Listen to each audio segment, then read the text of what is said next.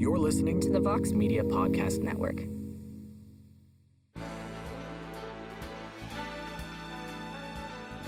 Well, hello there, everybody. Welcome to a brand new edition of Between the Links on MMAfighting.com. My name is Mike Heck, your host, your moderator, and apparently the worst judge of all time. But we're back with another battle amongst the media, discussing some of the biggest storylines in the wild and wacky sport of mixed martial arts. And as always, there's a lot of stories. So let us introduce the combatants. First, the challenger. We're going back up north to Canada for the third time in 4 episodes. You know this man from his incredible work over at theScore. The great James Lynch joins us on BTL. James, welcome back. How are you, sir?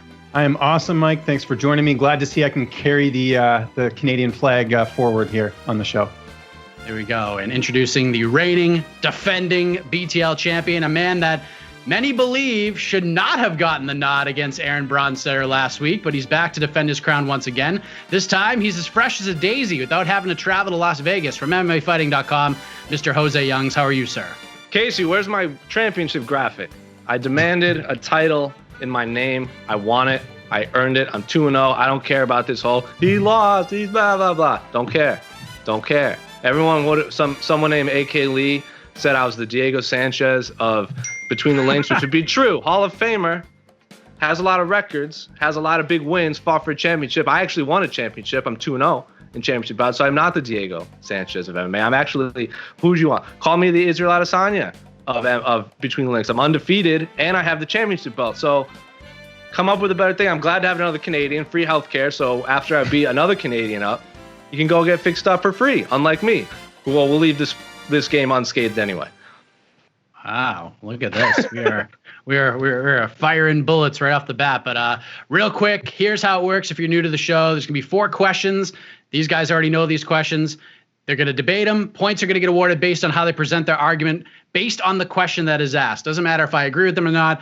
Of course, I could ask follow-up questions. And after 4 questions, if we have a winner, the show will come to an end. If we're tied after 4 questions, we will go to the knockout round. And the winner of that question will win the game, the bragging rights, and the coveted Between the Links championship of the universe. If Jose wins, he moves on to next week. If James wins, there's a lot of different scenarios that can happen. So let's just get right into this thing, gentlemen.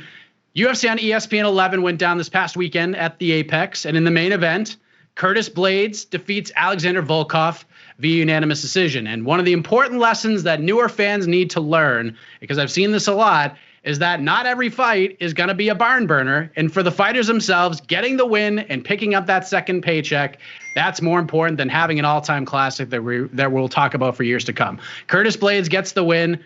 It wasn't the most exciting performance of all time. Of course, Dana White at the press conference had some things to say about it. I'm pulling it up right now. And he said, quote, "I like Curtis Blaydes, but Curtis Blaydes has the wrong attitude. As far as I'm concerned, I don't have anything against the kid at all. When you talk S like he talked this week, you better come in and whoop somebody's ass when you talk S like that. When you talk the S that he talked and perform like you performed tonight, you look stupid." James, you won the toss this week. You'll start us off. Is Dana White's criticism of Curtis Blaydes fair in your opinion?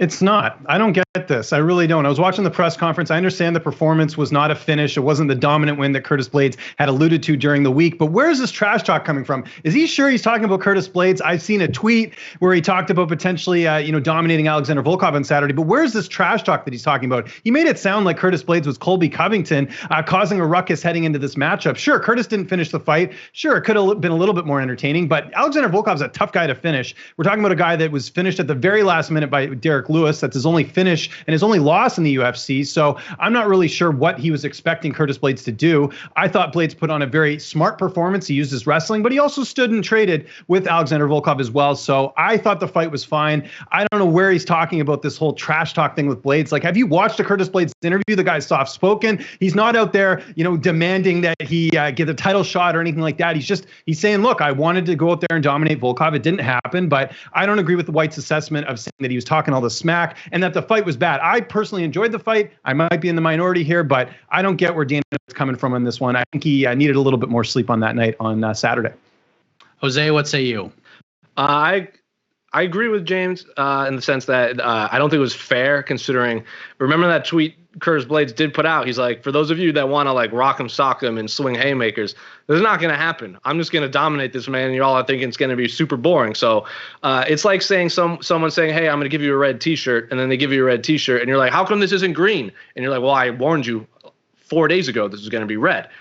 He told us how it was going to happen. He did that, and then Dana White gets upset. But it's not fair, but I'm not surprised because he's done this a million times in the past. Like, remember when at UFC 169, when Overeem fought Frank Mir, Overeem was on like this losing streak. He's coming up. First he got popped, and then he lost to Bigfoot, and then he lost to Travis Brown, and then he has to go out there and fight Frank Mir. He has this huge contract, and he just goes out there and does stuff enough to win. He doesn't just go out there and crush him. He just does enough to win, and then calls out Brock Lesnar after for a return fight. And Dana White's like, yeah, you talk a lot for a guy who put on that performance. So no, this does not surprise me whatsoever. But not even just Dana White, just promoters in general say stuff like this all the time. So no, not fair, but nothing new from Dana White. We talked a little bit about it before. I'm sure we're going to talk about it later on. He gave another fighter, he's like, there's no shame in doing X, Y, Z. But then he goes out there and rinses his main event winner because it's a heavyweight. And, Dana White doesn't like heavyweight fights that go to decision. So, no, doesn't surprise me. It doesn't surprise me, but it's 100% not fair. And I think a big part of it, too, is that we're getting that WrestleMania 18 feeling again. We got Hogan Rock in the co-main event. They stole the show. They tore the house down. The fans are all into it. And then it doesn't matter what happens in the main event, like short of Curtis Blaydes doing a flying triple moonsault kick to knock out Alexander Volkov. It's just not the same after we saw a war for 15 minutes. And look, Curtis won the fight. That's the goal. I can say this. I had casual MMA fans texting me on Saturday night before that main event started, and they expected Curtis to go in there and just ragdoll and finish Alexander Volkov. He didn't. Things got a little hairy down the stretch, and there can't be anyone on this planet who felt that Alexander Volkov won that fight. But the performance was what it was, and that leads us back to you, Jose. We talked about this on the post-fight show on Saturday night. Did the overall stock of Curtis Blaydes improve with that win, in your opinion? Did we learn anything new? I think Curtis Blaydes, the only thing we learned is exactly what Curtis Blaydes said. He now knows he can go 5 rounds. We already knew his wrestling pedigree. We already knew he could fight the best stand-up wrestlers and our stand-up fighters. Like he's knocked out JDS. He's finished Overeem. He's pretty much beaten everyone not named Francis Ngannou that they put in front of him. So the performance wasn't a surprise. How he won should not be a surprise considering he told us how he was going to win. So the only thing we learned is exactly what Curtis Blaydes says. He goes, now I know it can go 5 rounds, which as a fighter, especially in heavyweight, because if you're a heavyweight contender, especially in his placement where you're probably not going to fight for a title with Francis Ngannou sitting there, especially because you're 0-2, you're going to need a lot of main event fighters coming up. I mean, I think Alistair Overeem was kind of in that same boat where he's always going to be in the main or co-main event based off of his name and ranking. So just the fact that he knows he can go 5 rounds is something I'm sure he's happy to I know he's happy to have proven. James, what do you think? From where Curtis stood heading into that fight to where he stands now, is there a vast jump, so to speak? There were improvements made, but just hold on one second. Jose actually kind of veered off from the first question. I don't know if he can get DQ'd for that because he was asked if he was fair, and he kept going on, was he surprised? Was he surprised? That wasn't your question, so I just want to point that out before I answer this next question. My name's also Jose. I'm not Brazilian. Okay, well, there you go. There you go. So we're both 0 for 2 on this one. But no, of course, Curtis Blaydes showed improvement. Look, here's the thing. Is it a case of Francis Ngannou is his kryptonite? Yeah, it looks that way so far. But is Curtis Blaydes actually a good heavyweight? He actually is.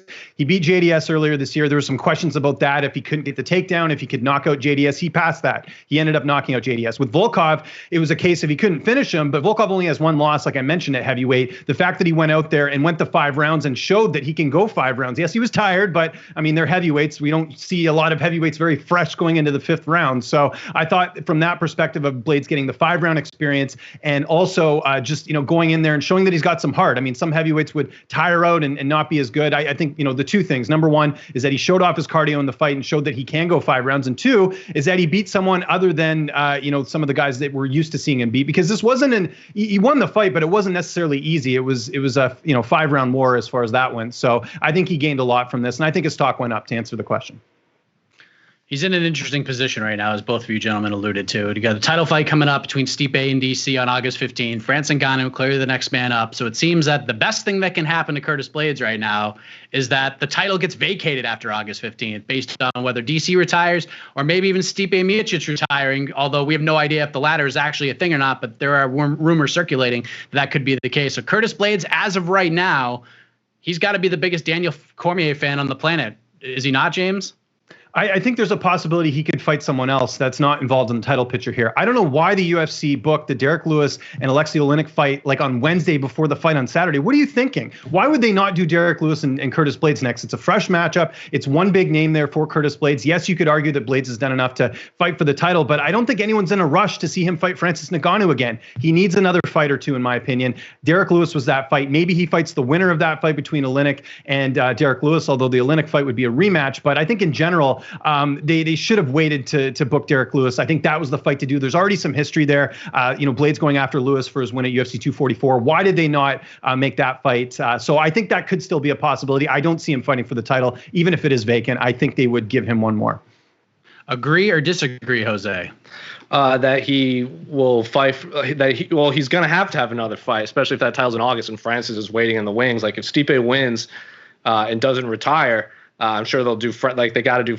Or if Stipe wins and doesn't retire, that the Francis there. And even if DC wins and then he retires and vacates, I would still imagine they would do Stipe Francis too. So regardless if Stipe doesn't retire, they'll just do another title fight for him. I agree 100% with James. I do not understand the timing of that booking. Ben Rothwell called out Alexei Oleinik after his win in Jacksonville, and I was like, yeah, I really like that fight. Like two grapplers who Alexei Oleinik wants, quote, big names. Ben Rothwell's not a massive name, but he's been in fighting. He fought like Travis Fulton twice. He fought like Tim Sylvia in like his third ever professional fight. So I really liked the Rothwell Oleinik, and then I agree. It should have been Derek Lewis versus Curtis Blaydes. I said that when Aaron Bronstetter was sitting opposite me on this show, and it seemed to be. It's not because I thought that Curtis Blaydes doesn't deserve the title shot, but because it was process of elimination, and he's just in that weird 0-2 category against the number one contender. So does he fight next again soon? Yes.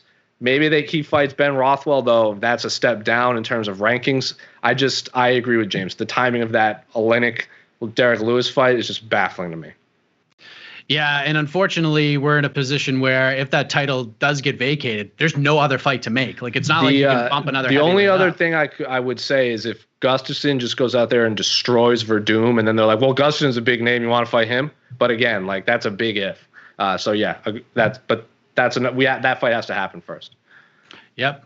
Future matchmaking, can't really do it right now. We'll see what happens with the heavyweight division. Point goes to Senor James Lynch to get us started as we go from the main event of Saturday night's card to the opening fight of Saturday's card. Austin Hubbard gets a second-round TKO win over newcomer Max Rohskopf after Max told his coach, Robert Drysdale, after the second round that he was done. Now, Robert tried to talk him into continuing on. Max was asked by the referee if he wanted to continue. He said no, and this is probably become the biggest story to come out of Saturday night's event. There's talks of the Nevada Athletic Commission, investigating this situation, the corner work specifically, and Robert Drysdale is taking a beating on this, but he did tell our own Guilherme Cruz on Saturday that he felt he made the right decision. Jose, there is a lot to unpack here. There's pieces I probably have left out of that whole entire blabbing I just did, but what was your biggest takeaway following that fight between Austin Hubbard and Max Rohskopf? Oh, I'm not going to try and pretend I know more about Max than Robert Drysdale. Robert Drysdale is a legend in coaching and MMA and all that stuff. I'm going to speak solely on, from my perspective. If you have a fighter that says, I'm done, that's it in my mind. There's nothing, what else do you need to know? Yes, you might see your fighter saying, Robert Drysdale was like, oh, he was just tired. And I was like, well, it doesn't matter. If your fighter doesn't want to fight, don't put him out there. So what if he's tired? And he goes, I'm too tired to fight. Don't let him take more damage if he doesn't want to be in there. I mean, we've sung the praise of Trevor Whitman for years on being one of the best coaches in that. And I remember when Nate Marquardt fought Kelvin Gastelum in Mexico, Marquardt walks back and goes, I got nothing, I'm done. And that was it. Whitman was like, he's done. That's a wrap. He didn't even try and talk. Are you sure? The second he heard that that was a wrap. And Duke Rufus, same thing. Anthony Pettis breaks his hand. That's it. He doesn't want to put his fighter out there to get embarrassed more or more injured. So from my perspective, I'm not a coach, but if I ever was and I see a fighter saying I can't do this anymore, especially on the stool, that's it. Call the fight. I saw Andre Fili kind of go out there and say it's up to the coaches to push you past that limit, push you past what you think you can do. And yeah, that's 100% true in training camp, but not in a fight. When you take this fight on short notice, you're 5-0, you've already been beaten badly for a while. Should have just stopped the fight. And this probably wouldn't be as big of a story as it was. We probably would have been singing the praises of Drysdale if he stopped the fight after that. So from my perspective, should have stopped the fight as soon as the first time as coach. How many times did you say? Like 8 or 9 times? Shouldn't have gone that far. Once is enough. It's interesting because we talked about this on Saturday night after the event was over. Where I was watching it, I don't know if it's because of my provider or whatnot, but I didn't get to see that conversation between the second and third rounds. They flash back basically when they were about to start the third round, and I caught like the last 30 seconds of the conversation, and then Max saying he was done. So I missed any other conversation that happened prior to that. What about you, James? Like, what was your biggest takeaway from that moment and how the fight actually ended? I'm taking sort of a different angle on this. I think the biggest takeaway for me was that I think the culture is changing in MMA. Here we have a young guy, an up-and-comer, who's basically said, I can't fight. I mean, how often do you hear that in a fight? Usually it's the coach who has to, look at the fighter and say, look, you can't go on. But I actually want to give credit to Max here because I think this could be a change in MMA and how we see things going forward. How many times do we see fights that go on too long when the fighter doesn't know better in terms of, wanting to continue in a fight? And, Robert Drysdale has a very difficult position because there are situations with coaches where you need to tell your fighter to push on. We had, like Jose mentioned, the Andre Fili thing. And then we have other people like Dan Hooker or, making fun of Max for quitting in the fight. But realistically, I think, this is kind of a sign of maybe things to come where you're going to see fighters being a little bit more smart about what type of damage they're looking to take. I mean, had Max gone out there and fought again, who knows how long that would be setting back his career if he, suffers some unnecessary damage that he didn't need to take. And we had a situation like this weeks ago with Anthony Smith fighting Glover Teixeira where, I mean, everyone wanted that fight to be stopped, not just the referee, but people wanted the coaches to step in. And obviously Smith was, he's very prideful. He obviously wanted to continue. So I think my biggest takeaway is that we're seeing fighters come to that conclusion now where they know that it's not really worth it. If they can't go out there and do it, why risk the rest of your career and potentially taking some long-term damage? So that was my biggest takeaway because as far as being a coach and being a fighter, it's a gray area. Now, the blame game has taken so many different twists and turns. Like Dana White, surprisingly, seems to have Max's back in this scenario, but the blame has been passed from Max to Drysdale. Even Max's manager, Brian Butler, is taking a little bit of a hit because he knew there was an injury prior to the fight being signed on for. So, Mr. Lynch, if you could throw some percentages here on who ultimately gets the blame in your opinion, how does that all play out for you? Yeah, that's a tough one. So, I mean, in terms of the actual call itself, I mean, the blame has to go, obviously, most of it has to go to Robert Drysdale because he wasn't listening to his corner. So, I mean, we got to go maybe 50, 60% as far as that goes. Your manager, I mean, if someone has an injury and they're not good to go, they're not ready to fight, he's got to take probably another 30%. And then the 10% is got to go towards, the UFC as well. I mean, they have a job of getting fighters on the cards. But, I mean, we talked about this, in terms of heading into the fight. I mean, Max only had 5 fights. That's not a lot. That's a contender series call-up. That's not a UFC call-up. And we're seeing that happen far too often where fighters are getting into the UFC and they're not ready. And I was very surprised to see Max as a favorite heading into the fight when you got a guy in Austin Hubbard who has way more fights than he does. So I think that's sort of where I would put the blame. I mean, ultimately it comes down to the coach for not listening after like the 8th time that your fighter wants to quit. I mean, there's one thing for a fighter to say I'm going to quit and the coach kind of motivates them. But I mean, he was very clear that he did not want to fight. So it falls on him. It falls on the manager. If he knew there was an injury and maybe he wasn't ready, there'll be other opportunities. I mean, fighters are getting signed all the time. So it does fall on the manager. And then, like I said, the least amount would probably go to the UFC, but they have a job to fill up cards, so you can't really fault them too much. To sort of add to that, Jose, with these events coming together so quickly, we got fights falling out at the last minute. We're seeing fighters, like James said, get these opportunities. I mean, it worked out for Justin James, obviously, but he's got a ton of experience, and the call was long overdue, in my opinion, and in the opinion of many others. And we've seen guys come in on short notice with 5 or less fights over the last couple of weeks. One got brutally knocked out by Tyson Nam, and the other was Max on Saturday. So Do you think that the UFC will be much more careful bringing in these guys who are pretty green on the professional scene moving forward? Or is it just, you know what, we got to fill spots and whoever's ready, we're sliding them in there? I think we're going to see a little bit of change for a few reasons. One factor is Fight Island is coming up. So you're going to open a whole new floodgate of international fighters that weren't able to fight in the United States because they couldn't get in or they couldn't get back out, whatever the situation was. So that will open up a whole lot. The second is if the Contender Series comes back in August, I'm sure they're going to want to put, like James said, you're 5-0. That's the Contender Series record right there. Like, you win at the Contender Series impressively, then Dana White could give you a contract, or you could be Brandon Loughnane and have all the experience in the world and still not get it. But that's another conversation for another time. So I think with the aspect of a new crop of fighters being available to make fights, the Contender Series starting up in August, I think the UFC is going to be a little more selective. Like, if someone's 5-0 and they want to throw him against Austin Hubbard, who, like, I couldn't believe Austin Hubbard was the underdog. I mean, he just came off a loss to Mark Madsen, but he didn't look like bad in that fight. He was actually piecing him up kind of near the end. Yes, Mark Madsen was hurt in that, but if you look semi-competitive against like an Olympic caliber athlete, you should not be an underdog against someone that's 5-0. So Yaz Island opening up, new crop of fighters. The UFC maybe wanting to save some of these lower experienced fighters for the Contender Series that's supposedly going to relaunch in August. So I think that is going to play a factor in the UFC being more selective, not so much in the fact that, like, oh, I don't want to give this 3-0 guy a shot against a veteran, because I don't think that's how the UFC operates. James said it himself. They need fights. If they need a fight, they're going to book it. I think at the end of the day, they don't really care who is in there. I think it's a business. It would be a business decision to save people for the Contender Series, and now they have more fighters to choose from in Yaz Island. James, do we see Max again in the UFC, or is he going to have to go back on the regional scene or maybe do a Contender Series fight? Have we seen, at least for the foreseeable future, the last of him in the UFC? I think he'll get another fight. I think they'll be very selective of who he's matched up against, kind of like what they tried to do with Chase Hooper anyways, and giving him Alex Caceres, kind of the slow build, so to speak. But yeah, I mean, like Jose said, I think no matter what, they're going to continue to, they have to do these cards. They have to fill out the fights. These Fight Island cards, they're not going to have any of these, Contender Series guys on the cards, because it's just going to be too logistically hard to do that. They're going to have more UFC fighters on standby to actually step in there and fight, because a lot of these fighters, that's why you're seeing them get quick turnarounds. They have to fulfill their contract obligations of giving them a certain amount of fights. So I think you'll see that going forward. But yeah, I think Max will get another fight. I think they'll give him plenty of notice, and they'll be careful with this, because this is kind of blowing up in terms of the whole situation. So I think it would look bad if they just cut him off of this. Then they'd say, oh well, I guess the UFC's not being fair to him. So I think he'll get another cut, just because it seemed like everyone was on Max's side in this. What do you think, Jose?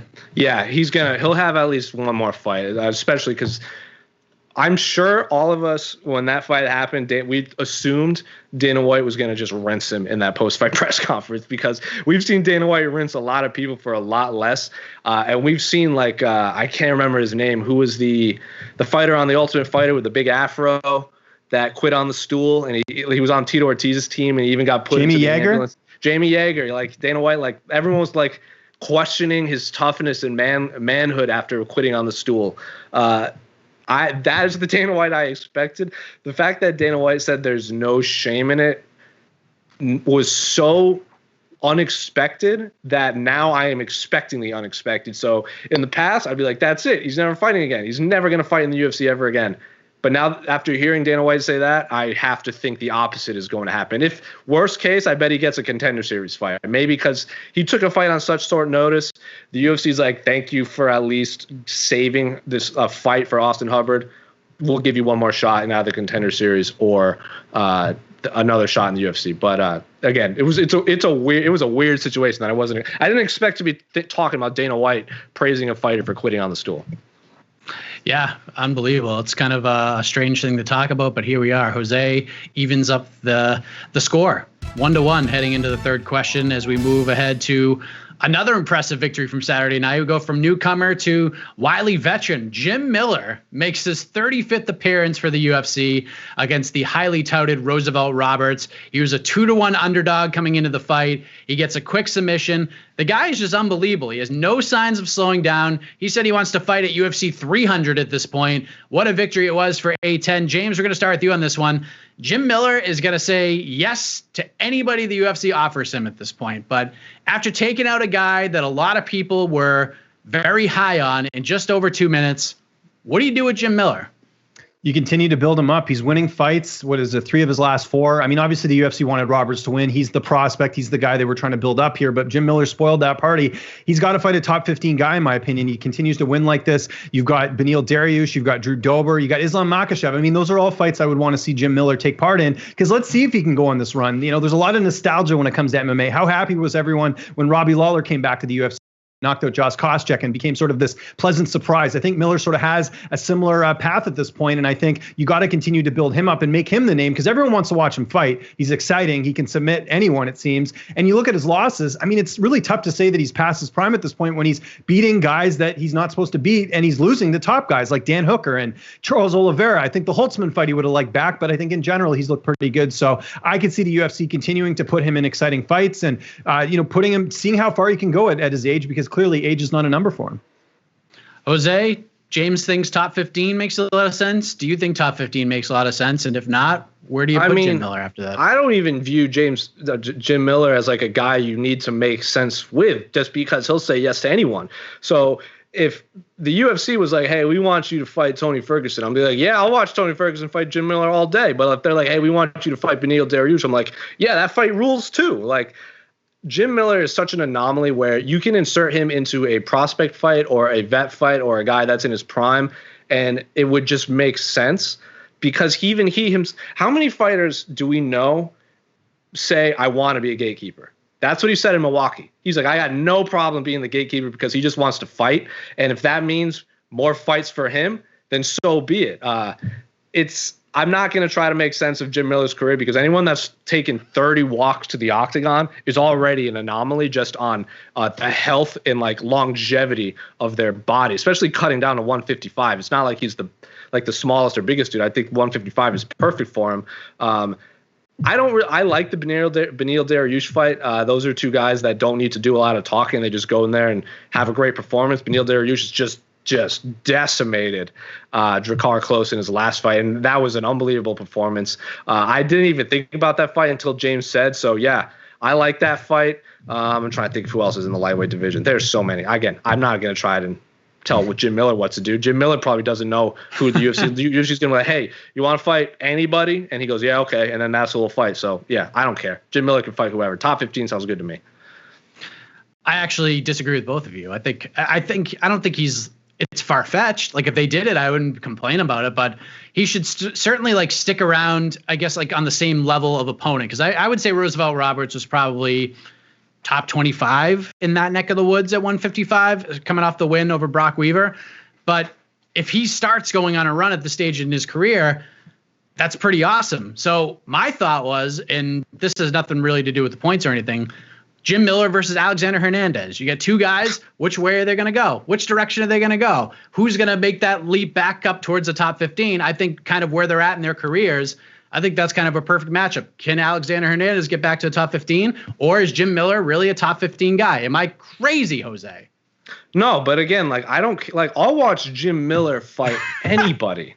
And I'm going to be excited for, like, if they're like, hey, Alexander Hernandez versus Jim Miller on the UFC 242 card, I'd be like, yeah, that makes 100% sense because of what you said. But at some point, if you keep winning, you need to step up in competition. If you've won 3 or 4 and the only people you're losing to are like Hooker, Poirier, the Francisco Trinaldo, and yes, the Holtzman one happened, but I think something weird was Jim Miller going in that fight. Holtzman is no slouch, regardless. So it's not like you can just push him. Like, you can't look at losing to Holtzman and be like, oh, that's an anomaly. Holtzman's a good damn fighter. But again, if they turn around and go Jim Miller versus Gregor Gillespie or Islam Makhachev or Drew Dober, like, awesome. Jim Miller versus any of those guys, I'll watch. So I don't disagree, but I don't agree, because there's no real, like, if you have 30 fights, there's no right answer to who to fight. You can choose who and not to fight. It's your right. Like, Cowboy's the same way. Like, Cowboy versus Alexander Hernandez was an awesome fight. But if they gave him a different name, I'd be like, great, it's Cowboy. I don't care who he fights. Same thing with Jim Miller. Jim Miller versus Dariush, that's your A1, James, or Is there another? Yeah, one? I'll go with that. I understand the Hernandez booking. It's kind of like who do we invest in more going forward? Like if Hernandez loses that, obviously he's he'd probably get cut or at least be close to it. But then if you have like Miller fighting someone like Dariush, at least it's kind of two guys that are still kind of working their way up. So I like Jose said, you can't go wrong with either. With any Jim Miller fight's going to be a great fight. All right, James Lynch takes the lead, 2-1. Hell of a question. As we head to the final question of regulation, it's a big one. Let's look ahead to this Saturday night. The UFC is back once again at the Apex. Interesting card for sure. Co-main event, we got Mickey Gall versus Mike Perry. And in the main event, a huge fight at 155 between the former interim lightweight champion Dustin Poirier, and he takes on the surging Dan Hooker, who we just talked about a couple different times in the last question. Jose, we're going to start with you on this one. The lightweight division, I feel like whatever show we've done over the last 3 years, we talk about just how loaded lightweight is. It's been like that for a long time. We got Khabib Nurmagomedov as the champion. Justin Gaethje's the interim champion after he beat Tony Ferguson. And it looks like in September, those two are going to unify the title. And in a division like this one, it's how can we create the next title contender? Like, how can we shape these things for the future? And I know it's very hard to do. These are two of the very best guys at 155 pounds, getting ready to lock horns on Saturday night. So if you are the UFC looking at this fight from a business sense, would it be more beneficial for the promotion in this division for Dustin Poirier to win or for Dan Hooker to win on Saturday night, and why? Like in terms of a business sense, I would imagine they would want the New Zealander who trains in city kickboxing, whose teammates are already champions. I would imagine in a business sense, especially in a market that has been so lucrative. And yes, I understand they can't go to that market for a while, but they need stars, especially if they're going to hold a lot of events in Yas Island for internet. And they're going to need, like if Dana White's saying like they want to go back and forth between Vegas and Yas Island, they're going to need headliners, especially international headliners, especially from a market that even John Jones has circled. I mean, I was back when leading into UFC 247, he's like, I would love to fight in Australia because even the champions know where the good business is, and it is Australia right now. Like Israel Adesanya, Alexander Volkanovski, Dan Hooker, like city kickbox. Me and Jay, the three of us were in Boston, talked about. We were eating dinner, and we were like, what is the next gym to have multiple champions? And I was like, probably city kickboxing. It's going to either be Hooker or Volkanovski. And all of us were like, yeah, I just don't know if Volkanovski can beat Max Holloway or can Dan Hooker beat Khabib or Tony Ferguson and stuff. But now that is a reality. They have two champions. If they get a third one that can fight for that can fight for another championship, it's like that AKA that era of AKA that had like Rockhold, Khabib, DC, Kane. Like that was where everyone wanted to go. That's where all the money was. So if you're asking business sense, it's definitely Dan Hooker because they need that market, and they would love to have like a gym with just like three hyper marketable stars from that part of the world. If Dustin Poirier wins, he's already lost to Khabib badly. It's not like he looked overly competitive outside of that guillotine that even Khabib gave credit to. And he knocked Justin Gaethje dead in one of the best fights I've ever seen. I was actually at that fight, and that fight was absolutely awesome. But that was a different Justin Gaethje. I was at UFC 249, and even I heard Trevor Whitman say, remember the last time you got comfortable? What happened? He goes, I got knocked out twice. That was Eddie Alvarez' Justin Gaethje. If Gaethje wins and they want to do Poirier Gaethje too, which I've always wanted to see, wouldn't hate it, but it's not as good of a business if Dan Hooker wins. So I'm assuming the UFC would want Dan Hooker to win. But again, I freaking love this fight so much. Someone is getting cut up or someone's going to sleep. Like this fight, absolutely. This is a violent chess match, and I can't wait for it. James, what do you think? If the UFC is never going to come out and say it, but and to throw out a WWE term, what's best for business? Poirier winning or Hooker winning? It's absolutely Dan Hooker. What would Jose said? I mean, a lot of it really comes down to, where they're going forward in terms of cards. I mean, they seem to be all about Australia and New Zealand these days. Dan Hooker headlined a card earlier this year against Paul Felder. They're very much on the Dan Hooker train. And, you see Volkanovski, you see Adesanya, they're really pushing them as well. So it makes a lot more sense. Plus, there's fresh matchups if Hooker wins this fight. He hasn't fought any of those guys at the top. This is the biggest name he's fought so far in the UFC. And if Poirier wins, you only really have the Gaethje fight. Yes, guess they could do the Conor fight, but I doubt Conor's going to fight anyone outside of a title or anything like that. So really, your options are much more limited if Poirier wins. And not just that, but Poirier lost last year. It's not like he lost a couple of years ago to Khabib. No one wants to see that rematch right away. And like it's sort of been alluded to that he got dominated in that fight with Khabib. So I don't think there's any rush to do that. Here's another scenario that we could sort of put out here too if Dan Hooker wins.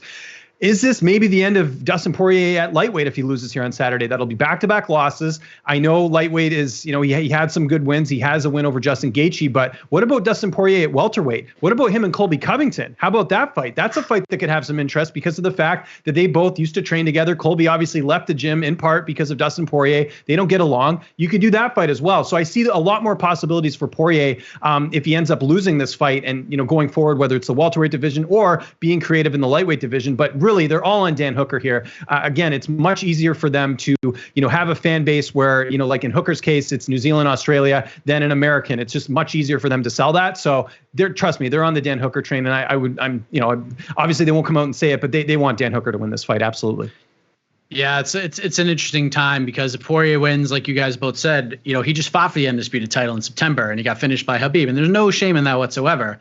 We got the Conor factor, which always looms, and it would be huge for Poirier if he wins and Gaethje beats Khabib because Poirier already has that win over Gaethje. You got a story, and I love stories. But if Dan Hooker wins, like you guys said, you got a fresh matchup either way. And Dan has become like a must-follow on social media these days, so he would promote the crap out of a title fight or wherever's up next. So, but with that said, James, what I find super interesting about this fight, I don't know what you've seen, but there are not a lot of people giving Dan Hooker a chance to win this fight. Like, is he just flying under the radar here? Like, I don't know what you've seen, but like, even on the post-fight show on Saturday, people thought it was laughable, almost inconceivable to say that Dan Hooker is going to beat Dustin Poirier on Saturday night. Well, I've actually seen it being pretty close, to be honest. And I sort of gauge it just from the YouTube comments I get on the Pros Picks videos. Like, a lot of people are picking Dan Hooker. There's people out there who still think Dustin Poirier has a bad chin and that Dan Hooker's going to go out there and knock him out. So, and not to mention Hooker's got a height and reach advantage in this fight. So I've seen a bit of both. The other concern too is that Poirier is coming off surgery. So, how's he going to look in this fight? It's really tough to say. He's had a bit of a layoff, whereas Hooker fought back in February. So I see it as a very close fight. I don't think it's decisive for either guy going into the fight. I'm picking Poirier, but that's just with the belief that he'll be able to get in on the inside and work his striking a little bit, and he's better on the ground. So we'll see what happens. But no, I definitely, I've seen a bit of both. I think there are a lot of people giving Hooker credit here. Jose, is this the best main event at the Apex so far? Ooh, yeah, I would say so. In terms of like competitiveness, yeah, I would say so. Like, anytime a man like the greatest of all time in anything fights, like, that's a big deal to watch. So like, watching Amanda Nunes fight is always a treat. Watching Gilbert Burns like emerge as now the number one contender is always a treat. But yeah, in terms of just like, I gauge interest in a fight. Like, I don't care if this is in a 70,000 seat arena or if they're just sparring. I want to watch this fight. And there's been a few of those fights that have happened, like when Korean Zombie fought Yair Rodriguez, or like Brian Ortega fought Max Holloway, or any of those kind of fights. I'm like, I don't care what the stakes are. I just want to watch an insane high-level martial arts competition. That's what I view in this. Like, you said it yourself, Dan Hooker is a must-follow on social media. He's going to sell the crap out of any fight, but he doesn't have to. Like, this is a violent fight, and people want to be entertained. Like, this is going to be the last Apex card probably until August. What a show to end on is Dan Hooker and Dustin Poirier. If this was the only fight of the entire card, I wouldn't care. Like, this fight absolutely rules. So yeah, to answer what James said, it's I favor Poirier, but Dan, you can't count out anyone in lightweight, especially Dan Hooker. Yeah, it's a great fight. I'm really looking forward to it. I'm really looking forward to this knockout question. As the point goes to Jose Youngs, we have one question to decide it all. And the truck, a.k.a. E.K.C. Leiden, is standing by to listen to the answers, and he will take the heat off of me, which I love so much, and render the final decision. Neither of these guys have any clue where we're going with this. So, Jose, you are the reigning champion. Are you sticking to the Patriot way and kicking this one off? Punt. He's punting. So, James Lynch, let's go to you. You and I actually had this conversation a little bit on Saturday night on our Twitter DM. So let's discuss Josh Emmett for a moment. He defeats Shane Burgos in a barn burner. It's a huge win for Josh. He's on to bigger and better things at 145 pounds. But after the win, he was very critical of the media. He said that we all overlooked him. He said things like, everyone in the media said it's precision versus power. Well, you know what?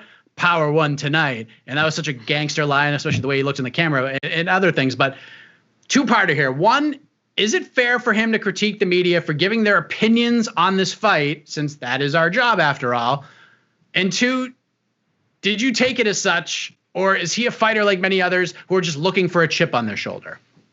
I don't have a problem with him criticizing the media. I think it must not be great to hear someone say that you're not going to win a fight or whatever. I understand that. I mean, they are fighters. They do punch each other in the face, but they do have feelings too, right? Like everyone. So I understand that. But in general, no, I think, and it might be a thing, guys, that motivates him. It might be something where in his head, like Volkanovski referenced my pros pick video when he fought Holloway the first time, saying that all the fighters picked against him. Maybe he needed that to go in a second gear and beat Max Holloway. So it might be the same thing here for Emmett.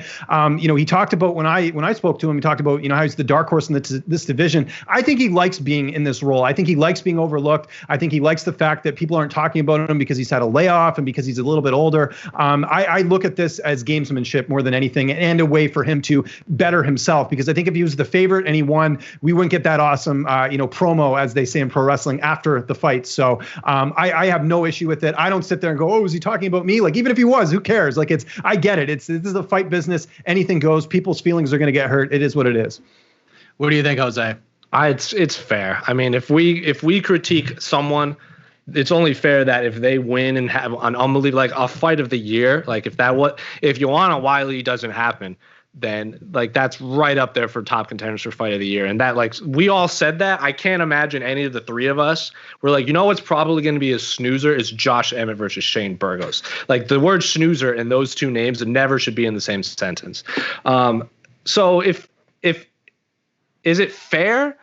I don't think it's about fair, unfair. If that's what he wants to do, that's what he wants to do. Who's going to argue with a man who just won a fight basically on one leg against a top contender? If you want to criticize whoever, go right on ahead, sir. Especially that, I agree with you, that gangster line about how power won. In terms of the chip on their shoulder, if that's what he has to do, I'm not a superstitious man whatsoever, or I don't have like rituals or need things to like get me out of bed. But like Bull Durham in that movie, where he's like, whatever gets you in the frame of mind to be the best at what you do it. If that means you have to take 43 steps to the octagon every time, do it. If that means you have to lace up your left shoe first, do it. Like, whatever gets you to be the best that you can do, I am 100% for. If Josh Emmett needs to just punch a photo of me for 25 minutes because I picked against him, by all means. If AK Lee needs to punch a photo of me for 25 minutes just to get out of bed, by all means, go for it, because that means AK Lee's predictions are going to be that much better. I am all for whatever gets you through the door. So if that is Josh Emmett's thing, go on and keep hating us, because you put, like, if you're winning fights on one leg against Shane Burgos, who am I to argue against it? James, one of the things I found fascinating about this whole situation was at his post-fight press conference, we're all like, all the media members like, holy crap, Josh, that was a great fight, great performance. You got to be feeling good right now. He goes, nah, I sucked. I didn't fight good. That was awful.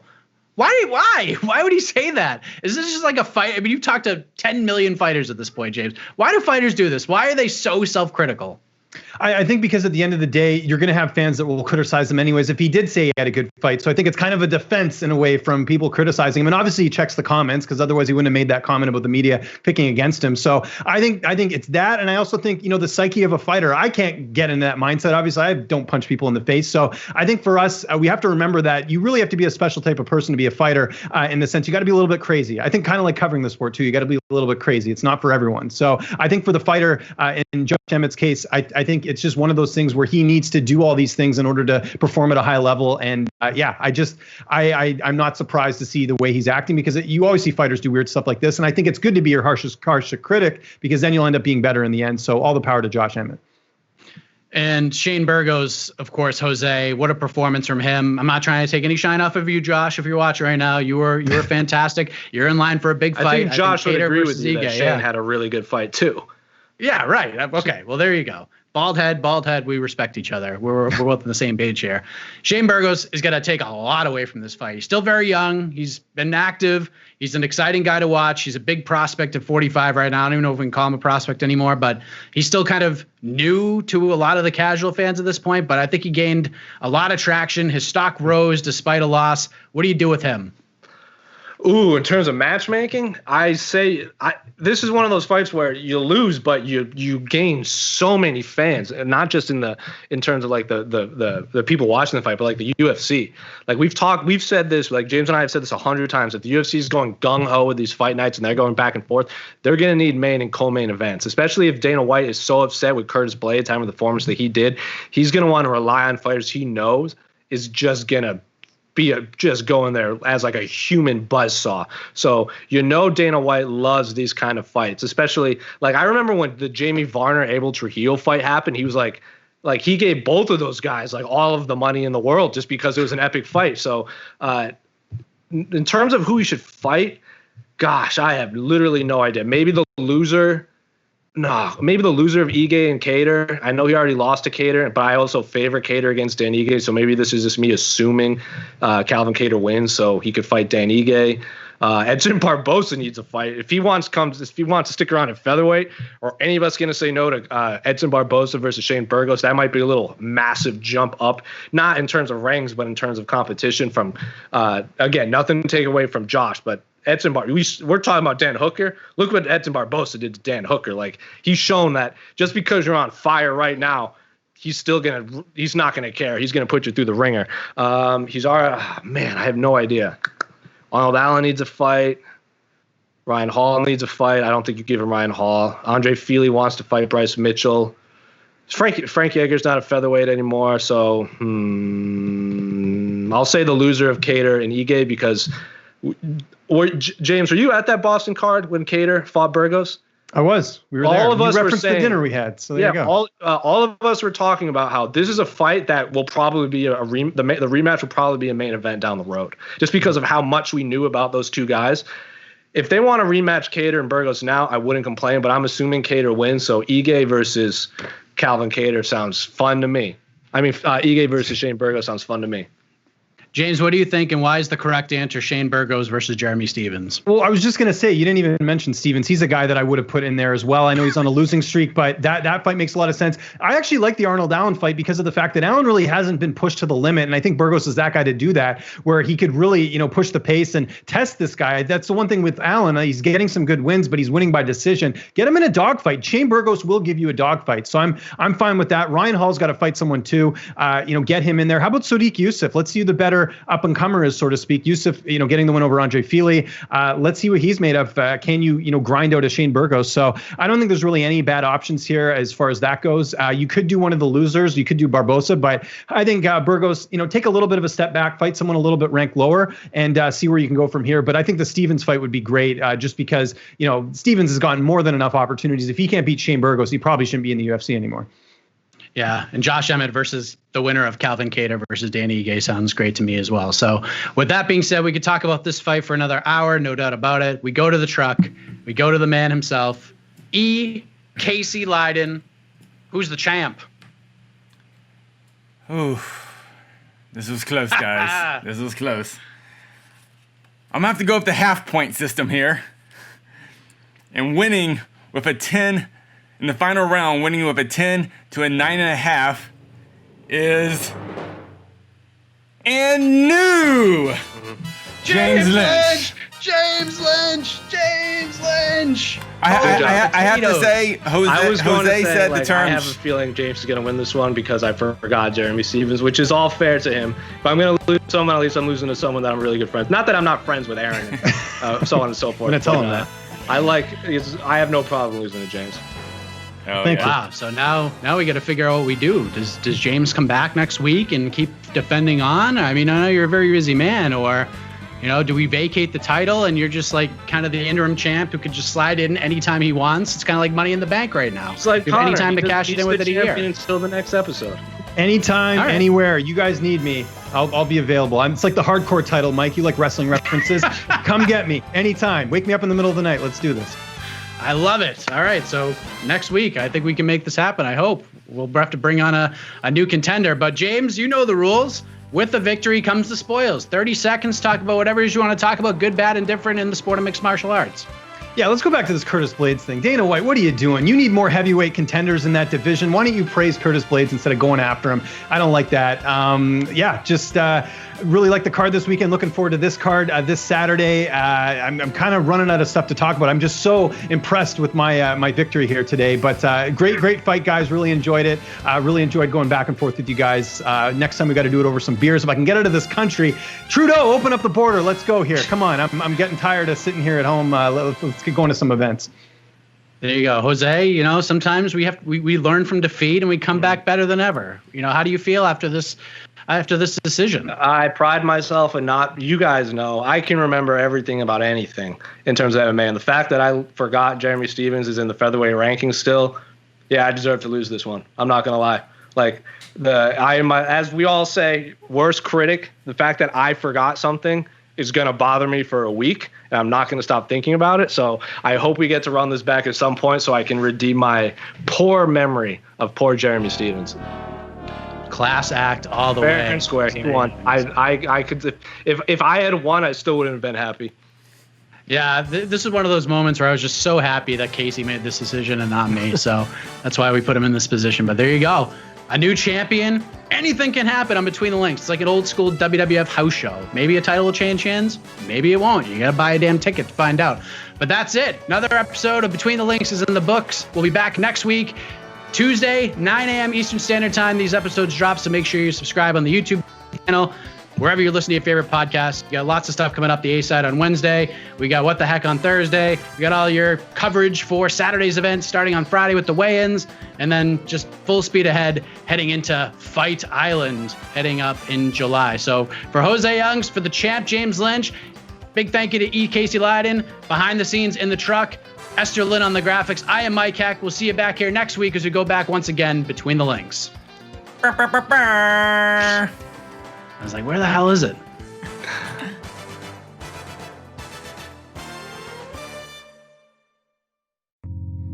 You're listening to the Vox Media Podcast Network.